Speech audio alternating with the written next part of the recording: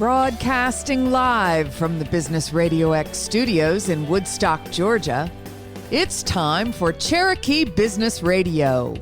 Now, here's your host. Welcome to this very special edition of Cherokee Business Radio. Stone Peyton here with you this afternoon. You guys are in for a real treat. Please join me in welcoming to the broadcast Cody Bolden and Greg Shaddix. We are down one, though. Conspicuously absent with this trio is Jonathan Peyton. As I understand it, he's probably down in the Honduras hanging out with Harry and or Leticia down there with Alma Coffee, having a great time. But we'll get him in the studio sometime soon. Welcome, guys. What's going on, man? Good to be here. I have been so looking forward to doing this. If there's anybody out there who listens to this show that doesn't know who Greg Shaddix and Cody Bolden is, you're going to know by the time we finish this conversation. But one of the things that makes it really timely to have this conversation, you guys are going to get together along with Jonathan Peyton, and you're putting on a show in Canton. I'll start with you, Cody. Why, when, where? Yeah. Tell us about that. So February 26th. This year it's a Saturday, February 26th at 7 p.m. at the historic Canton Theater in downtown Canton. Is the when. The why is because, we're Cherokee County people. I myself live in downtown Canton, and it's such a cool theater and one that really, really cool shows can go on there. So I've always wanted to do a show there and just kind of had the opportunity to do it early this year. So that's the why and the when, and the cause is just because. So I'm not familiar with the theater, but my wife Holly and I are both going, so color us there. We're really looking forward to it. And we were talking before we went on the air. I think we're going to make a date night of it, right? Yeah. And really, that's kind of what we want this show to be a lot more than come see live music.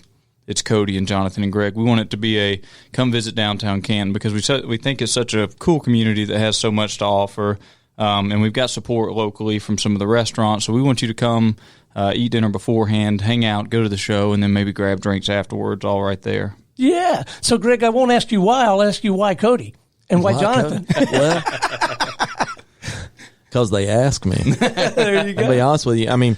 Big props to both Cody and Lauren Bolden because they're really behind the scenes doing, especially Lauren. She even bribed you, Stone, with pie from the pie bar. That's right. Yeah.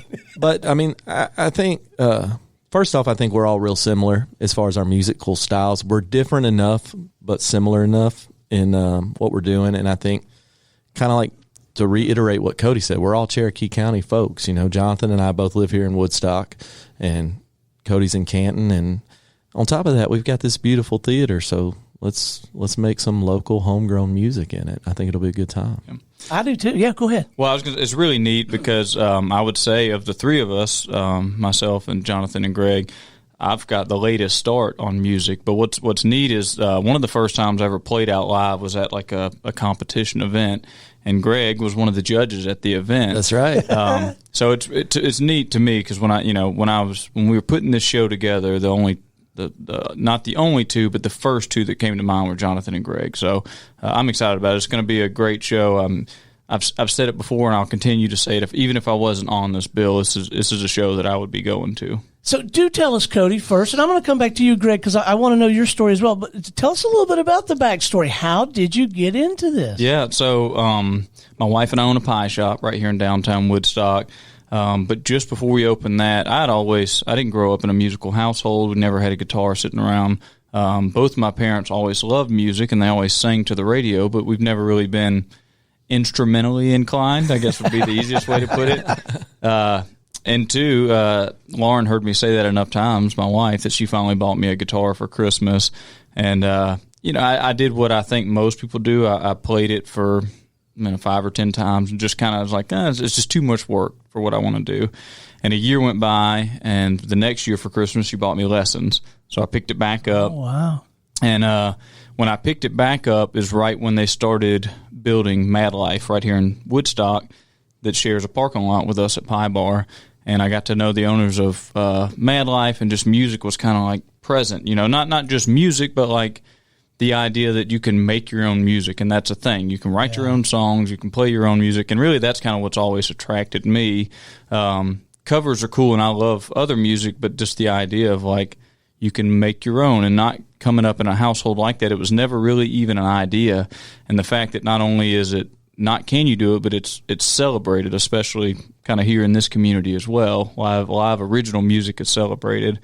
So it just kind of stayed on the forefront of my mind, and watching Mad Life be built and talking with Mike and Carrie just kind of stayed inspired. So it hadn't really stopped since then. And I do want to give a shout out to Mad Life. We had Mike in the studio. It's been a little while, and you can just his passion and his genuine interest in helping people in the entertainment industry, and you get out there and do their thing. Yeah. I mean, this guy is, and the energy he and Carrie have around. I don't know how they do it, and run the business and everything like that. So God love them. And then of course, I love the little shrimp appetizer, and I'll go. Yeah. Well, I'll go grab a beer and I'll stand around and I'll see you picking and grinning. That's right. And I'll tell you, it is kind of cool because in a community like this, you get to know some people, right? And you feel like a big shot when you walk up, and when Greg's on stage, he'll give you a little nod, like I know this guy. And especially like if I have family or friends in town, you're like, oh, Stone knows everybody. Yeah, well, after this, he might call you out by name when you show up. You never know. Now that you let me on your show. Yeah, that's right. How did you get started, man? Well, you know what? I grew up, and a lot of people in this area, we started in church. That's how I started, just like anybody else. And my dad's a preacher, and I started singing in his church. You learn the old hymns and those things, and then one thing leads to another. And kind of like Cody said, one day you're like, wait a minute, I can do this too. I can make something rhyme and write down a story and make it rhyme. And it just never stopped. I've been doing it ever since. And I've always been infatuated with stories and story songs. My heroes are John Prine and people like that tell stories in their songs. And it's just kind of snowballed from there. And now everything I do to some extent is related, whether it's my own music. Actually, these days, it's less my own music and it's more, hey, that was a great song. Let's do something to let other people hear your song. And so then we started the podcast and just keeps rolling. Well, yeah, I've been stalking you on Facebook. Yeah. You more recently, Cody, because everywhere I go, I hear your name. Okay. Yeah. So your CMO, Lauren Bolden, is doing a great job, or whoever. Yeah, that's my manager. So I've been stalking you more. I've been stalking you since we moved here. And one of the things that I have noticed is a great deal of your effort is in kind of shining the light on other musicians. Yeah, for sure. Yeah. For sure. And I mean, even with my podcast, The Mockingbird, shameless plug, but the reason it's called The Mockingbird is because the mockingbird, the actual bird itself, it repeats other bird songs. Yeah. And I find that fascinating. And, I was telling Cody as we were coming in, I was like, I met Stone one night. We were over at the Reeves house, and I was sitting out there picking, and he showed up, and he stayed the whole time, and known him ever since. I don't even know what the event was. That's not why. That might have been why I went, but it's not why I stayed. I stayed because I was listening to Greg. Yeah. Well, and back to your point earlier, Stone, is the fact this town, it is very community-based, and the same goes for Canton at the Canton Theater in that area. You can just walk around and stop here and hang out for a minute and then go over here and hang out for a minute. And it is very community oriented. And Cody and I and Jonathan too, even going right down to Alma Coffee. I mean, it's all about this community. Well, I'd say what's neat and has happened to me both in Canton and in Woodstock. In Woodstock, back on the Elm Street Green right across from Reformation, I played a couple of shows there with a full band. And then in Canton on the street in front of Green Line, they do during First Fridays, they do this thing on the street, but more than 3 or 4 times I've been on a set break and I'd see somebody I know that said, I was like 4 streets over and I heard that. And I thought that was you. Yeah. I had to come check it out. Yeah, right, exactly. And just that, it's the support of like, you hear somebody playing, and then you go and support that. And that's kind of the big thing I think that we've got here is a supportive community. Well, we really do. And I can remember having a conversation with you on a break. And you know what you talked about? Not your music. You talked about Jonathan Peyton. Really? Which, as it turns out, I knew the guy. I just didn't make the connection because I had seen him at a Young Professionals of Woodstock, which I don't know why they let me go to that meeting. I'm definitely not young. But I mean, that's just your spirit. That's clearly Cody's spirit. Yeah. But I think that's true about a lot of people in Canton, which Cherokee County. That's been my experience so far. Yeah, I know for me, coming up, and Cody's probably the same way too, like especially in music, there was a time where, and I say this a lot on my show, but the feast and famine mentality, in other words, hey, how did you get in there to get that show? And nobody would tell you. Right. There's room for everybody. And I personally, my ethos or my MO, if you will, is like, be the person you wish you would have had when you were, as young as 13, I've seen kids like an Anna Shinholster or Mason Embers from the time, literally they're 13 to now they're 18 and they're out there playing their own shows. And like, I didn't have that person when I was a kid, right? Or even tell you it was possible. Yeah. And I will say too, the more that I've played, the more that I've grown in playing and the bigger shows I'm getting and the more I'm playing out of town, not everywhere is like that. I mean, there are still those places where it is like, no, I worked hard to get this. Why would I give you any leg up because that's going to hurt me? And that, I know Greg feels the same way, and so does Jonathan. It's not, there's enough live music out there for everybody. And then everything we're doing is different. I mean, you could take my song and Greg could sing it and you wouldn't know it was even my song because Greg's going to sing it the way he sings it. Same thing with Jonathan, and so on and so forth. And I think that kind of community just breeds more creativity. Absolutely. Because you're not trying to be that. You're not trying to be whatever that is, whatever's selling or whatever else. It's supported that you're being what you want to be, and people are going out. So I think it only makes everyone else better in the long run. So how does the whole sales and marketing thing work for a musician? I've sold training, consulting, speaking. If I had to sell anything physical, I'd starve to death. Right. But how does it work in your world? I could kick that one off. So for me, at least my methodology is the product has to be good. Yeah. And that's the song. So like you should be able to me, I think you should be able to play your song with the guitar and or sing it, by yourself and it'd be good. But it starts for me with the lyrics in the song, and then you kind of build off of that. But just like everything else, it's hard work. You still have to market it. I mean, you can have a great song, but if no one ever hears it and you want that to be successful, then it doesn't do you much good.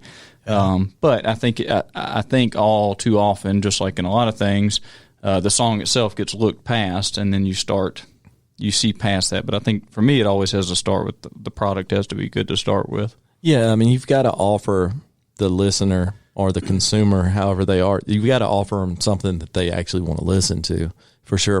Whether it's a story they relate to or it could just be a melody that's stuck in their head. And then on top of all that, I mean, it's just a lot of social media. Like, I mean, that's kind of it today, whether it's Instagram or Facebook or Twitter or TikTok. I mean, you just kind of have to dive in and see what sticks. And, each one's different for different reasons, and you just got to constantly put your face out there, whether you want to or not. Yeah, well, and it's funny you say that, because for me, it is such a weird thing. Like self-promotion is it's a weird thing. It's something you really have to get over if you're, especially small time. If you don't have somebody that's promoting all your stuff, you have to promote your own stuff. Like if you were selling tires, you're selling that tire. It's a lot easier to sell that tire than it is like, look at me, look what I'm doing, look how good at I am at it. So it's really, Yeah, it does. You're right. It takes a minute to get over.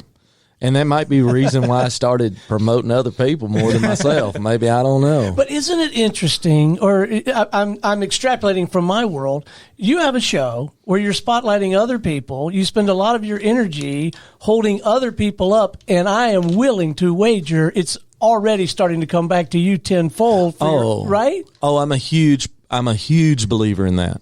1,000%. Yes, you will definitely get back what you put out there into the world. I'm a huge believer of that. And yes, there's no way I add to that. Yes, it's true.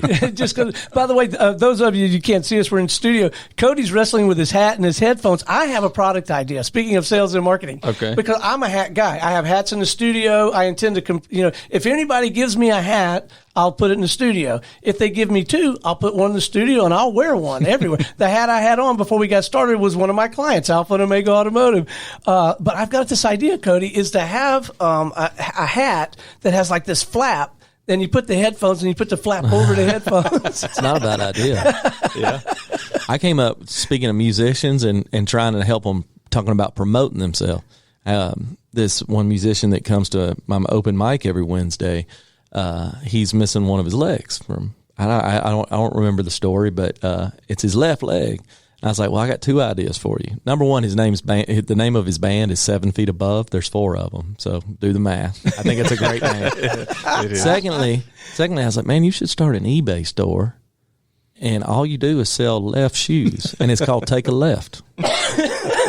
This guy is creative. See there? I mean, come on, you can't tell me that there's not a whole bunch of people out there in the world that need a left shoe in the same predicament, that they're missing their right. Not only there are, and then he even specializes because it's going to be his size. Exactly. So he's in a niche market. Yeah, it's a niche market. I sell 10.5 lefts in a variety of shoes. It's not just one make. I got your Sunday dress shoe. I got your Converse. And if whatever. you need a sock, we could come up with that. Oh, I guarantee it. So once you do start to get some traction, like you guys and Jonathan have, do you have some physical, tangible stuff that you sell or you use to promote? Do you do like the hats and the shirts and the bumper stickers? Is that part of the thing?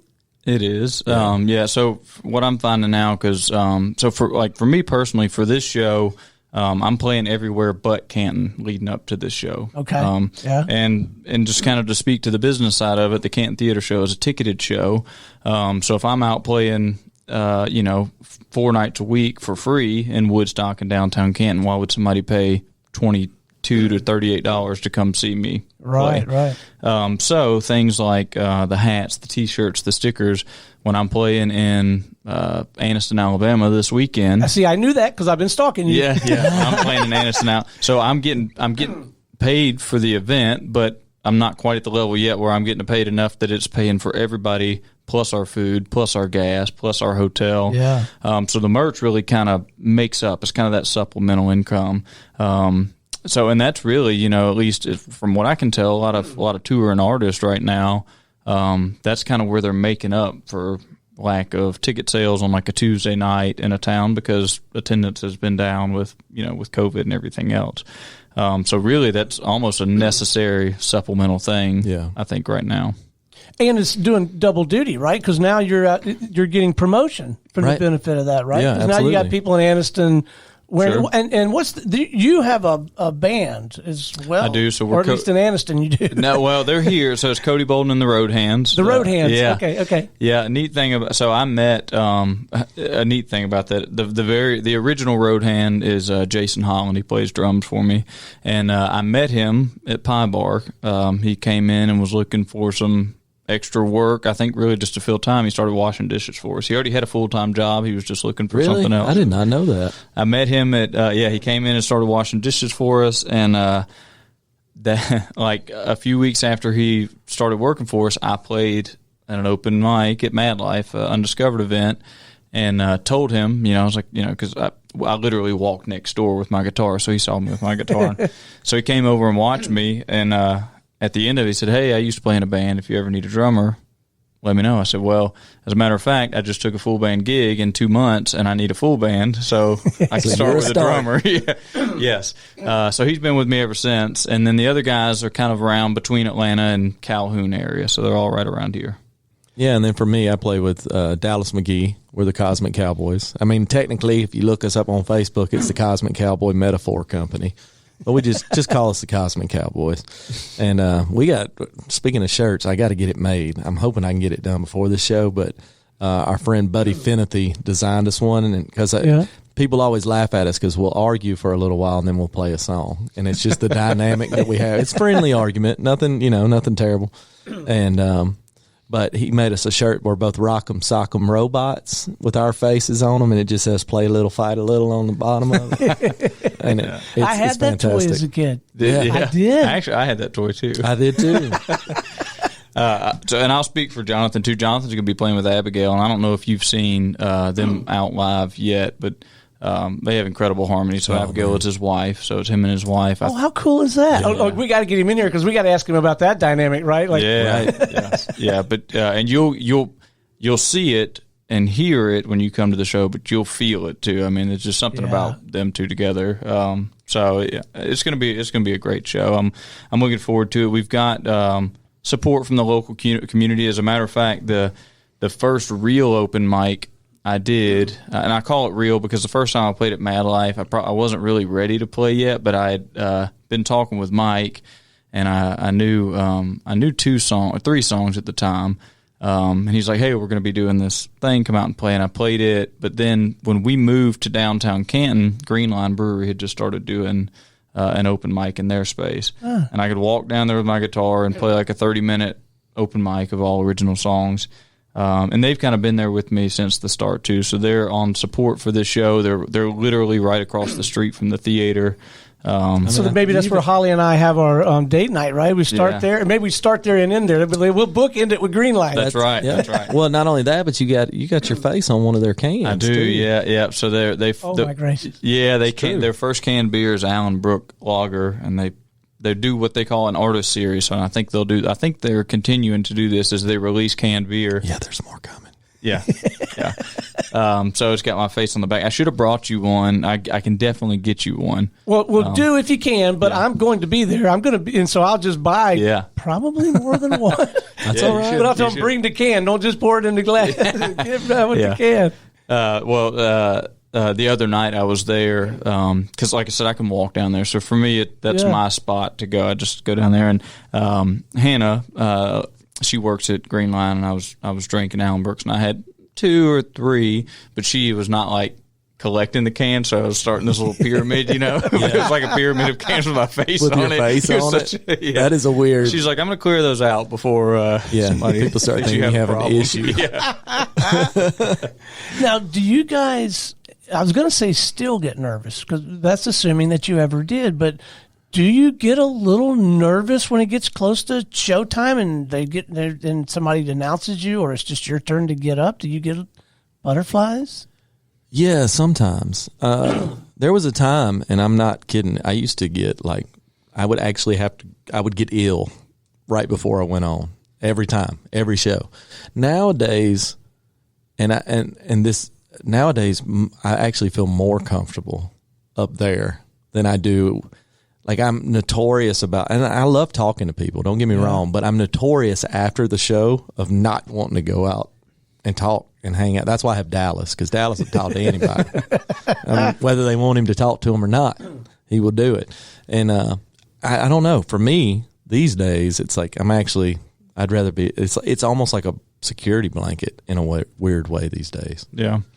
Oddly, I've never really gotten, I don't really get stage fright, or I haven't gotten stage fright. And when I have, it's in the unusual spaces. Like, it's not for the big shows. I don't know. I just kind of block it out in my mind. I don't really think. I'm like, oh, it's time to do whatever this is. Well, the small shows are harder. Well, and that's what I was going to say. I've not, I don't get nervous for the big shows where they introduce your name and all this stuff. But not long ago, I did an open mic out on the Mad Life patio on just a Tuesday night. There's sometimes 8 people there, sometimes 45 people there. Yeah. And, I felt my heart racing during that. But, it's an odd thing. But no, like for this year, I probably won't get stage fright. And I think part of it is this particular band that's playing with me, they're all way better musicians than I am. So I know that if I get up there and if I broke a hand, I would be fine, because all those guys they got your back. They got it. Yeah. So, do you have a pregame ritual, like day of show? Will you, eat differently, or not do some stuff, or do some other stuff? Is there a prep ritual for something like this? For me, I have to be real. I need 30 minutes where it's just don't talk to me, not in a rude way. Just let me kind of be for a minute. Because a big part of my show is, I mean, we play songs that we wrote, and I think they're good, and I think Dallas's songs are really good too. But there's a lot of banter. We'll talk a lot. So a lot of times I'm going through my head, like figuring out what story am I about to tell or which story am I about to make up. Because you're not going to know the difference. I can promise you that. Right, I'm sure.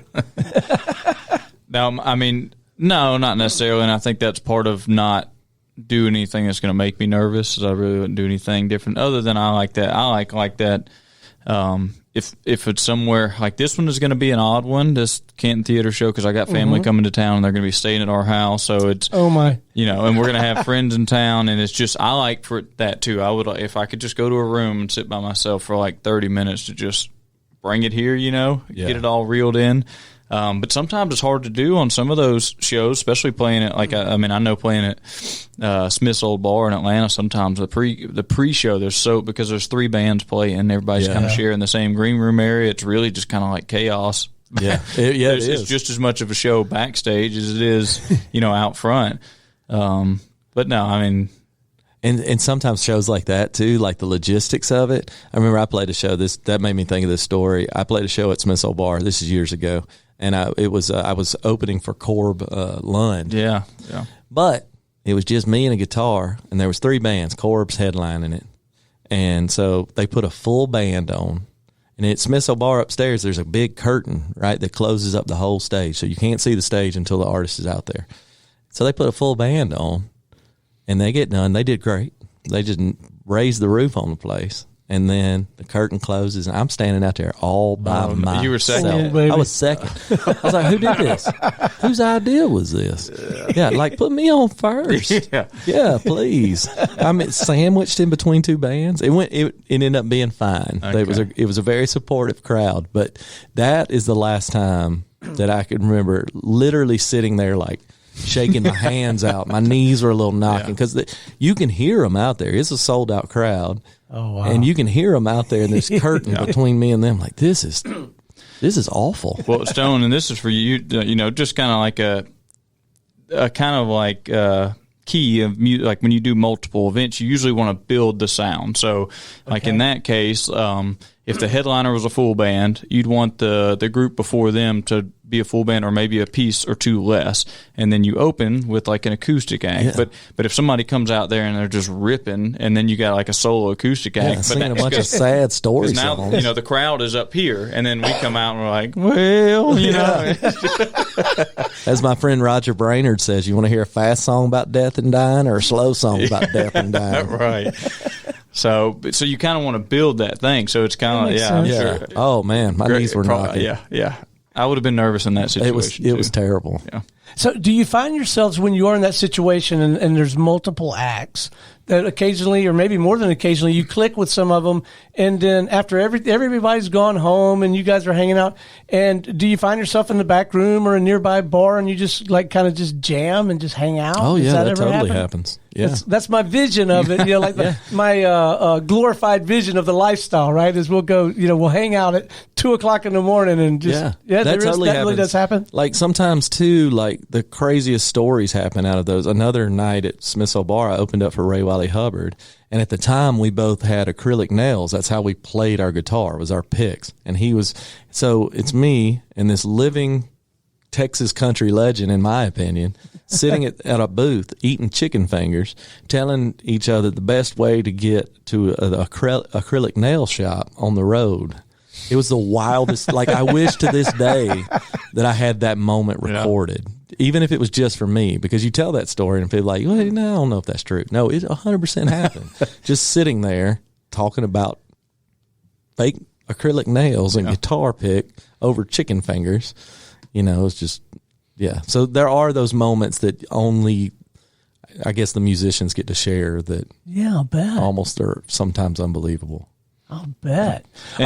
No, I was going to, and to the other side of that, sometimes you get, I mean, it's really not, I think some of the guys you think are going to be the coolest aren't the coolest at all. Yeah. And they won't give you the time of day, especially if you're like the opening, you're like the local opening act, and it's a touring act coming through that you probably have a lot of respect for, and you just want to say hello to them. Yeah. That happens too. But there is this, and you don't really understand it till you're in it. There's so much downtime involved, like in between sound check and the actual show, and especially on the road. Like if you're traveling between, that's kind of. I've heard people too talk about touring. They say you get paid to travel. You do the show for fun. Yeah, you get paid to carry your gear around. Right. Yeah, for sure. Well, I mean, even with the show on February 26th at the Canton Theater, I mean, we're going to get there way before anybody sees me and us Holly, on stage. Yeah. We're sound checking. So, and also the way you do it in reverse order, how you sound check. So the headliner sound checks first. So the person that's going to be there the latest too also has to get there the earliest, because you do it in reverse order. Because that way, when everybody comes out, everything is set to that. Yeah. So, like, we'll get there. We're sound checking at 3:00 on that Saturday. Yeah. So there's just all of that time. So when you're sound checking, the important stuff is set to the headliner. So you have to kind of adapt, or there's just a way to make sure your stuff's going to work too without screwing up their stuff? Good sound man will have. It'll all be preset for each of us. Yeah. Oh, okay. Yeah, and we do have a good sound man for this one. His name's Jason Jenkins. But essentially, it's like I have a full band, so they'll have a drum kit and everything. So that drum kit can get out and set up, and it stays out there while everyone else is playing. So when we come out, it's already there. There's not a whole lot of interchange time. So it's in everyone's best interest that way. It just, sometimes there's a lot of downtime involved. So I'll tell you what's going to be fun for me. And I don't know if it'll be 6 months from now or 6 years from now, but I went to a James Taylor concert last time that he was in town, and people kept running him different guitars. And I'm going to really enjoy when I see you guys up there and you're not moving, people are just bringing you different guitars. I'll be like, I knew them when. You'll have to buy more guitars. Yeah. And I don't want to break it to you, but I don't think any of us are James Taylor yet, so we'll all be playing the same guitar. Actually, he does play with acrylic nails. Does he? He does. Does he really? Well, and his what do you call it? The not the headliner. What do you call the other? The warm up or the opener? Yeah. Opener. Okay, was Jackson Brown. Oh yeah, It was, but and James Taylor was such a class act though. During that set, he came during that set and played in the background. He was like a background singer for Jackson. Awesome. So I just thought that was a real class act kind of thing to do. All right, so what can we expect when we get to this event? So Holly and I, we didn't go VIP, but there's a couple of different levels of tickets. There are, yeah. So we got the early admission. So tell us what we can expect when we get there. Yeah. So I'll start with there may be one more VIP ticket available, but the way we did it and the way this theater is set up, to me, I don't think there's really a bad seat, and I don't. We wanted to do it we didn't want to like pre-choose your seat. So we did 3 different levels of tickets. So we do a VIP admission, an early admission, and general admission. So VIP admission gets in the doors a little bit early, actually at 5:30, because we're doing like a little acoustic show with those. So it was something we wanted to offer, something a little special for because it's a little bit more money for those tickets. But essentially they get in at 5:30 and they can choose whatever seats they want in the theater. And then we're doing a little like 15, 20 minute. We're all going to play a song, tell a little story about it, and then hang out with those guys for just a little bit. And then the next tier down, which would be what I think y'all got, which is early admission, that gets you in at 6:15. So you'll get to go in and choose whatever seats weren't available after VIP admission or whatever, so whatever they didn't choose. So you'll still have a pretty good, because we only did a limited amount of VIP tickets. That way it wasn't overfilling. So you still got really good tickets, and you'll get to go in and choose your seats. And then general admission is doors for them are at 6:30, so they'll come in and choose their seats after VIP and general or an early admission. But honestly, there's not. No matter what time you get in there, you're not going to get a bad spot. Well, that's what I was thinking. I haven't seen the venue, but I mean it's a fairly intimate venue. It is, absolutely. I bet there's not a bad seat in the house. Yeah, there's 170 seats in there, and it's such a big space as far as like what the stage and all is. All the seats are. There's not a bad spot, and you'll see it. And it's such a cool thing. I mean, it's beautiful too. I mean, it's a beautiful theater, and it hasn't been that long ago that they just went in and completely renovated the whole place. I mean, over the last several years, it's not been that long, and it's top notch. It's beautiful. Yeah. And so it's a 7:00 show. Yep, 7:00 show. So depending on what ticket you get, depending on what time the doors are, at the latest it would be 6:30. Greg and Dallas are kicking it off at 7:00, and then Jonathan and Abigail will be after them, and then we'll come on after that. And in between each one, there'll be a little intermission break because we're going to have drinks and stuff there. So Green Line is one of the sponsors, but they're Sweet. so they're also offering. So there'll be beer and wine. They'll have little snacks there. Something else too, if you wanted to come down early and eat, one of the other sponsors is Kell Hospitality.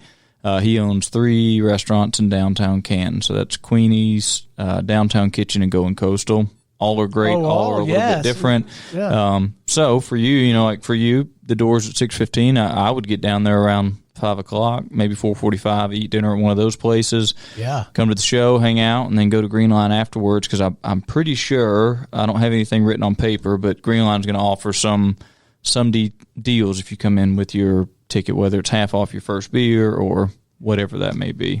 Yeah, we'll be there. Yeah. That's fun.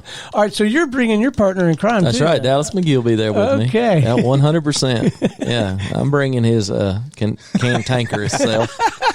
That's going to be fun. Yeah. So, I mean, you're, for both of it, your passion, your energy for this work, I mean, it just comes through. It's going to come through over the airways. It definitely comes through sitting in a room with you guys.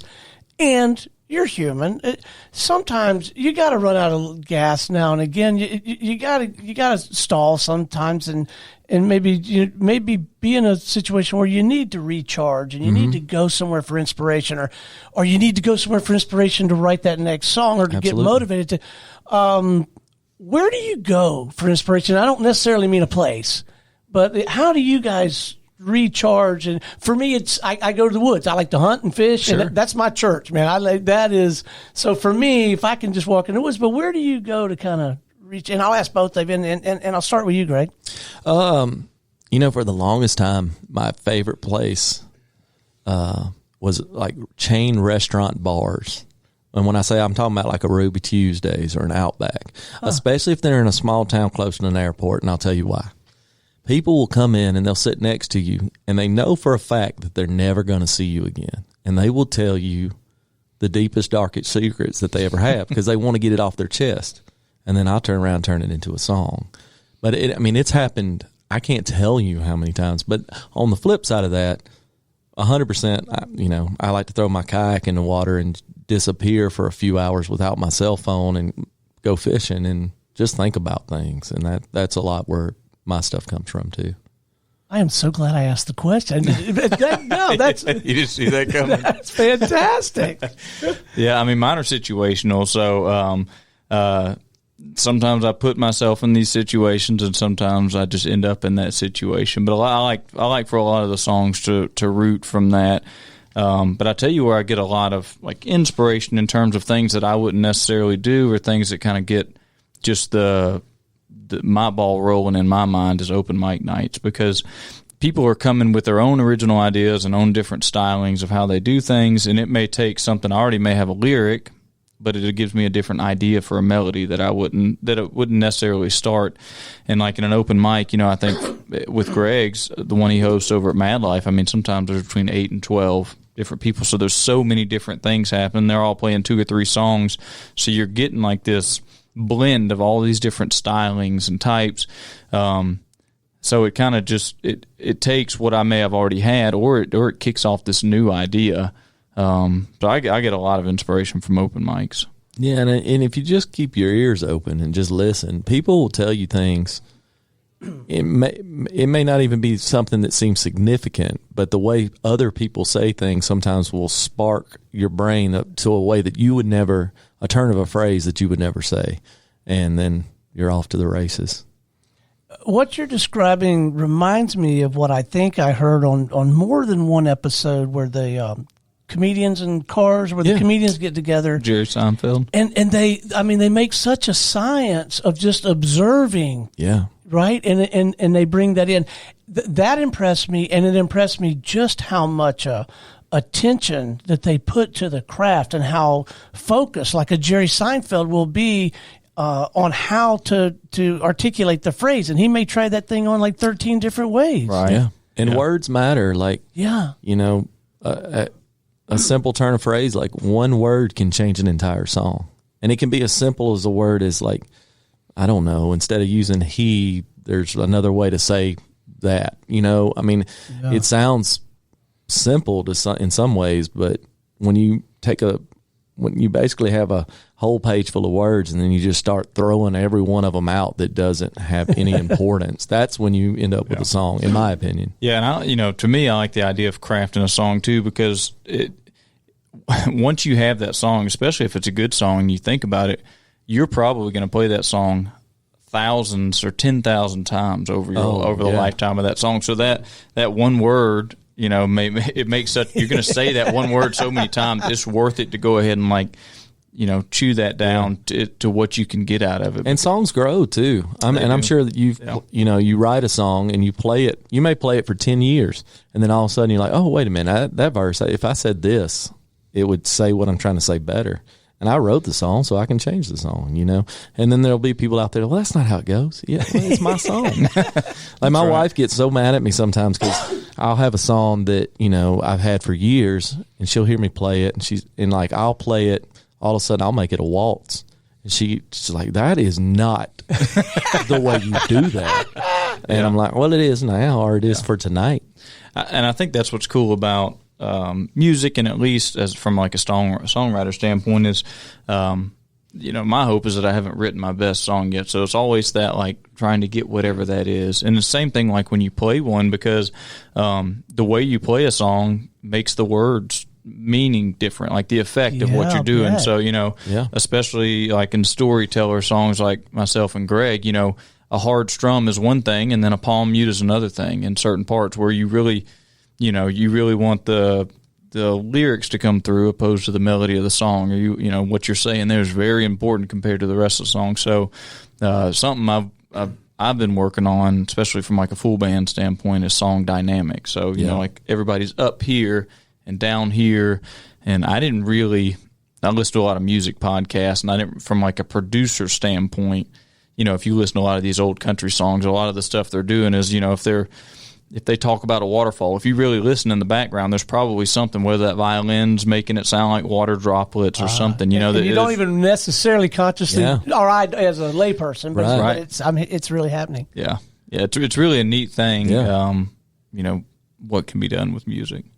So what about collaborating with another or several others in putting a song together? I would think that could be at the same time, simultaneously, very challenging and maybe incredibly rewarding. You might be able to create something marvelous. Have you guys had some experience collaborating on songwriting? Oh yeah, I mean, a lot of my songs that a lot of people, when I say a lot of people know, but the songs that people know by me that I've played for years, a lot of those I wrote with my really good friend Matt Burrell when I lived in Ohio for a time. I'm not from Ohio, as you can tell by the way I talk. You've adapted well if you are.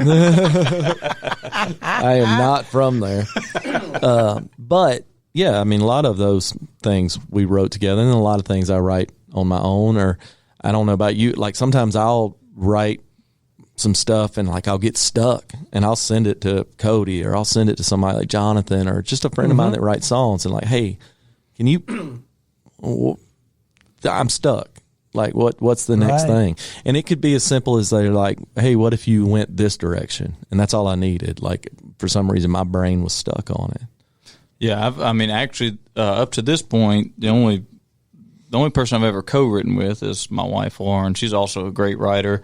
And I say it's definitely a hard dynamic, because a lot of the times I'm coming to it already have the melody, and a lot of the lyrics. So I'm already kind of like tied to a lot of that stuff, Right. But she also brings a different perspective to things, which I think is needed in a lot of the stuff. So I haven't co-written many, but I need to work on it. I think it only builds your lyric integrity, like working with others and being open to changing things. And you have to have a lot of trust with that person too, because a song can be a very vulnerable thing depending on what you're talking about. Yeah, and you gotta trust that person. Like, hey, I'm about to tell you something deep inside of me that I'm trying to get out or trying to handle, or maybe it's some kind of therapy. So that person better understand what you're trying to say too. So you were speaking about the I don't even know the right words for it, but the rise and fall, the peaks and valleys, managing through a song. Do you do that with an entire concert or a set too? Do you plan that out so that you take people up and high, fast and slow? Is that takes some planning too, right? It does. So as a matter of fact, I just finished putting my set list together for our Canton Theater show. Okay. But yeah, I mean, I think any good show or somebody that's trying to pay attention for the overall show itself, they'll do that, in terms of, I think different people have different ways. I can tell you for me personally what I like to do and what I'll do probably for the Canton Theater show is we come in pretty hot and then we work our way down a little slower towards the middle of the set, and then we end it, so it kind of does, if you're visually looking at it, it's here, and then and then we end out here. So you kind of do this little bit of a wave. Some people like to do it the other way around. Some people, start off hot and then they want to be tear jerking by the end of it, or vice versa, start off really slow and have a gradual increase. But me, there's often some design behind it, whatever they decide. Yeah. Yes. Yeah. And for me, the way, because I've been in a band. I was in a band for a while, but these days, solo or a duo artist most of the time, and a lot of mine has to do with am I going to make you laugh or am I going to make you cry right now? And it's intentional. Am I going to sing a song about my granddad, or am I going to sing a song about knocking over a Milwaukee beer truck, because there's songs about both of those things, right? And so, and part of it for me is you read the crowd. If they're laughing a bunch, well, we'll laugh a little bit together. And after, 5 or 10 minutes, then I'm going to oh, now all of a sudden you got your Kleenexes out and you didn't see it coming. So there's a dynamic for me personally, a lot of it has to do, what are y'all out here in the seats giving me?